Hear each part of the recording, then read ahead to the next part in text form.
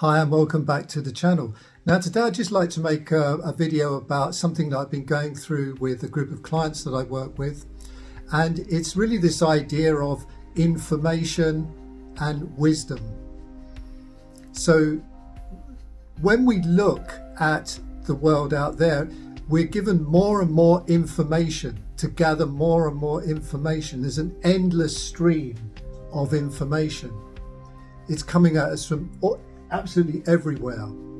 So there's this stream of information, and as this information can come in many shapes or forms. It can be something, like noughts and ones on a computer.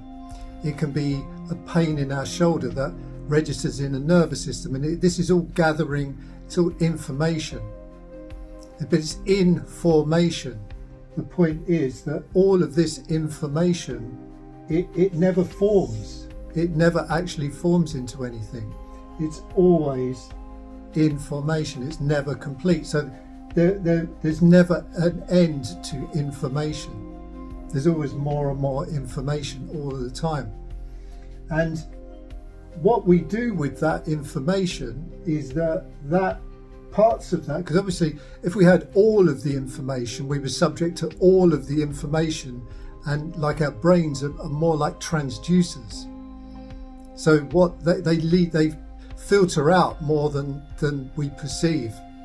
In fact, they filter out practically everything for good reason. You can imagine everything all at once, everywhere, coming at you all the time.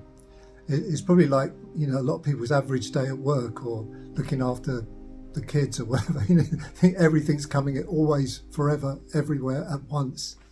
So with this flow of information, we package that up into, and it's perceived as experiences. We have experiences. We experience these pockets of information.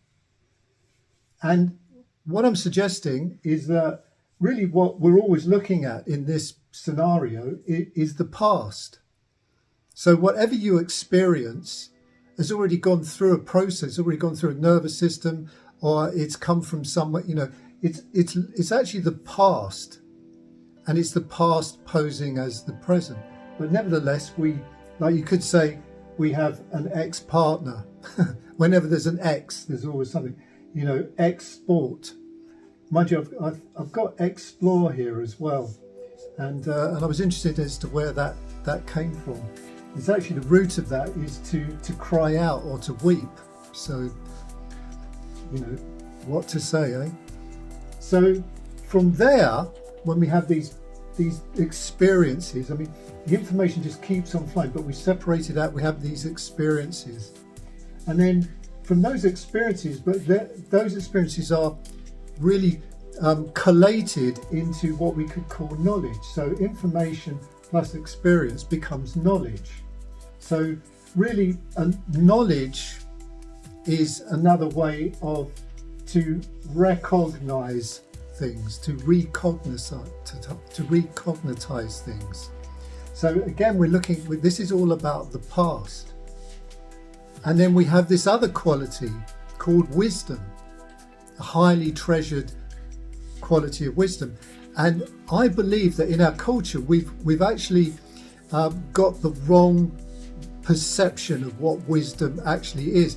And this missing element of wisdom that's been left out, that was once there but has been weeded out, is the key to how we can experience the world as a truly wondrous place and have access to wisdom and use wisdom throughout our lives, in our situation. We can bring wisdom to life in the world through our sense of being, our actions, our words, our work, our art, our creativity.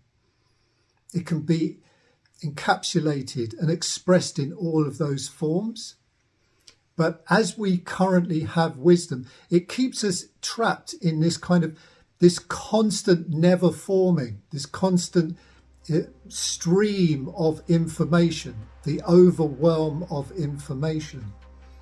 And we're always trying to gain more knowledge, to know the ledger, There's a ledger here, to like a book, to know the ledger.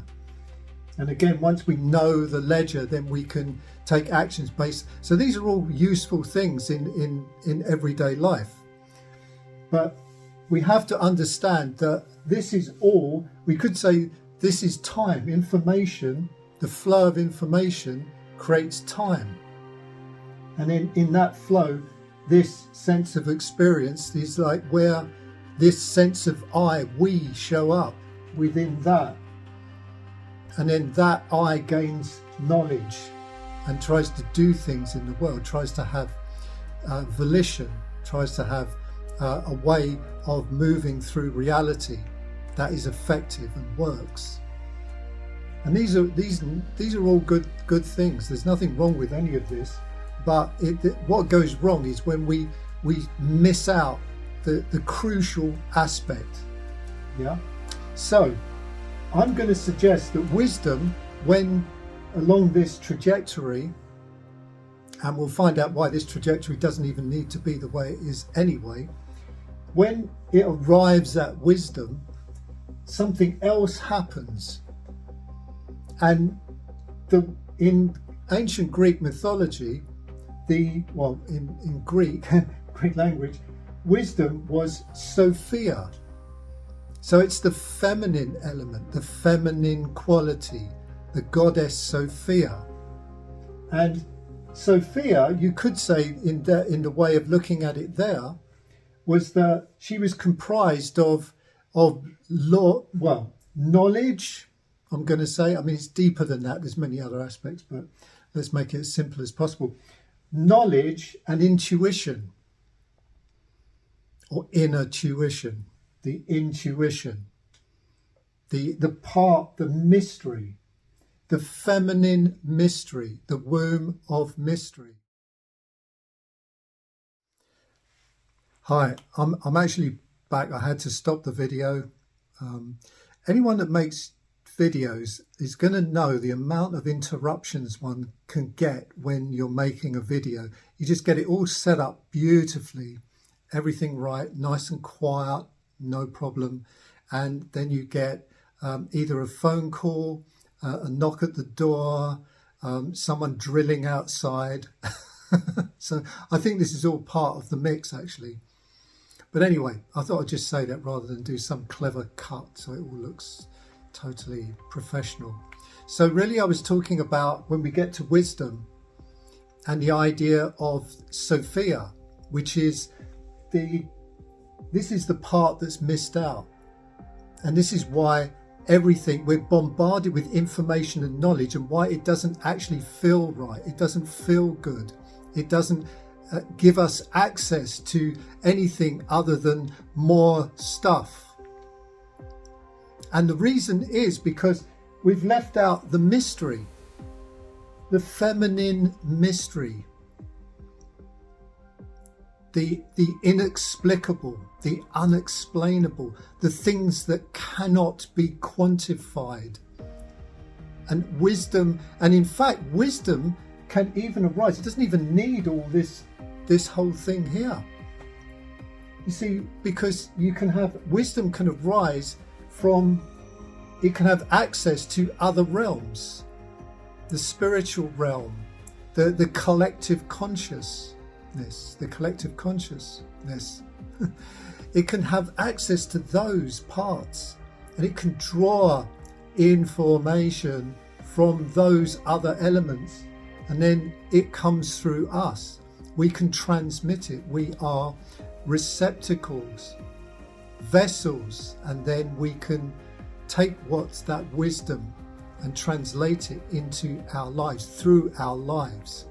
But what's missing is the magical aspect, the being aspect of not the doing.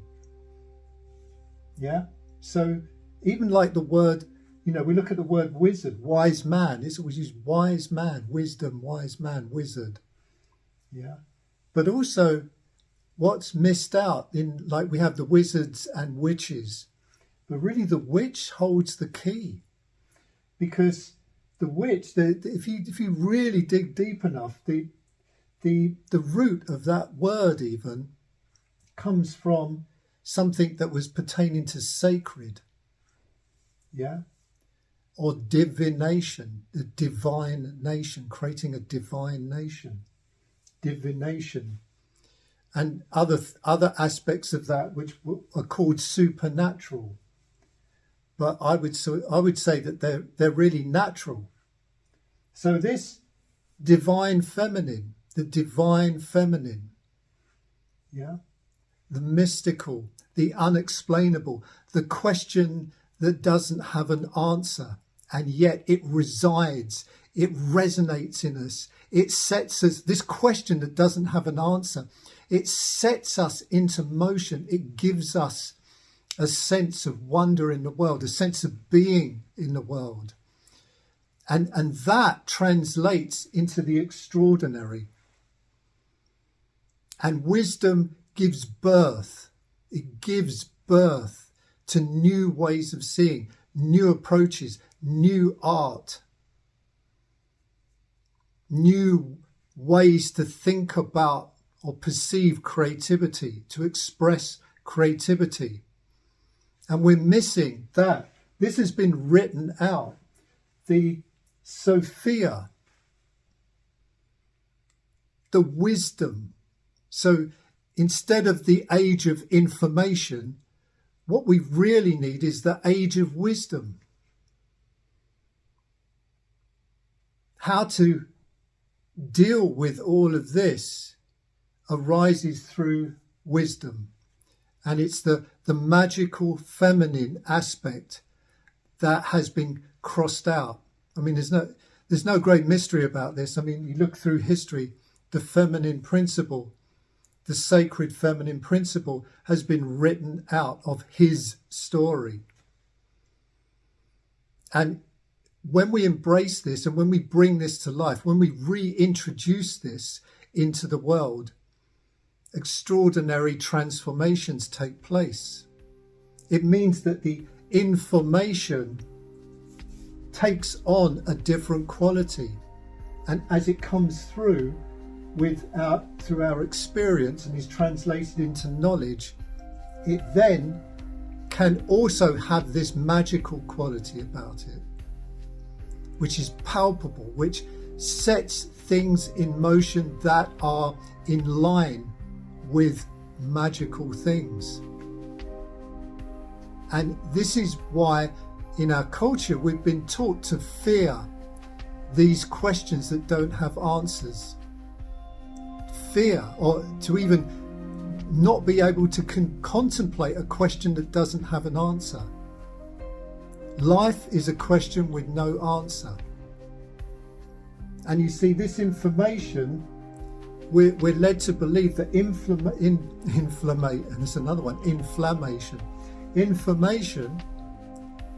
gives us the answer.